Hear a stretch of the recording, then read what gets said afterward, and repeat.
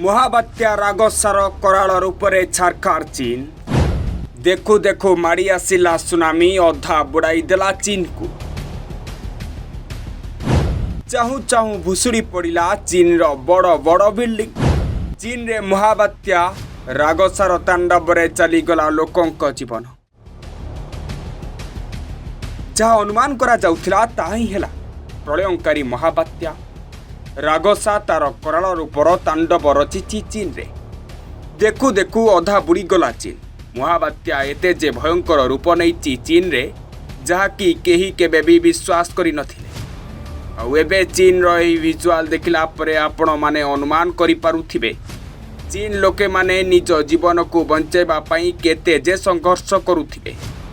चीन रो दक्षिण पूर्व एशिया रे सृष्टि होइतिबा सुपर टाइफोन चीन रे केमिति छारखार करि देइछि टिके भलसे देखंतु। चीन रे सृष्टि होइतिबा महाबात्या रागसार प्रभाव देखा मिली विशेष करी ताइवान, हांगकांग, फिलिपाइन्स एवं चीन रो किछि दक्षिण भाग में।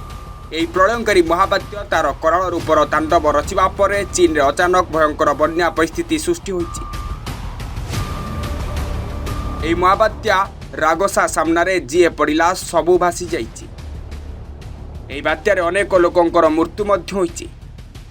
ताइवान रो ग्वालियन जिले में यार तांडव अधिक देखा मिली। अवश्य सुसु पवन अजब समुद्रर गर्जन रे चीन रे सबु किछि छारखार सह अधा चीन को स्तब्ध कर देइछि। एथिसह महाबात्या रागसार भयंकर तांडव एमिति घटाइछि जे देखु देखु बन्या जल रे अधा चीन को जलमग्न करी उबुटुबु सह भसाई नैछि।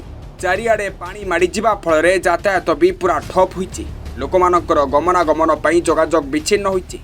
एही प्रलयंकारी महाबात्या रागसा चीन रो वांगटंग स्थान रे स्थलभाग छुईबा परे तार तांडव रचिथिला। चीन रो विभिन्न अंचल रे प्राय 200 किलोमीटर बेगरे पवन बही अनेक घर द्वार किछि बड़ बड़ बिल्डिंग को भी भांगी माटी रे मिसाई दैछि। आउ यह जेतबेले लैंडफॉल करिथिला सेतबेले चीन जनसाधारण पूरा किछि भाबिबा आगुरु स्तब्ध होई जाइथिले। कारण चीन रो हांगकांग, जुआई, जिनसिन स्थान में प्रबल क्षयक्षति घटाइथिला रागसा। एही महाबात्या को चलित वर्षर पूरा विश्वर सबुठारु बड़ बात्या बोली कुहाଯାଉଛି। चीन पक्षरु कुहाଯାଇଛି जे एही महाबात्या 1999 बात्या ठारु आहुरी भयंकर थिला। हठात सुसु गर्जन करी माड़ी आसिला पवन आउ देखु देखु सबु किछि छारखार करितला। एही महाबात्या को नै पूर्वरु सतर्क करा जाइथिला फिलिपाइन्स।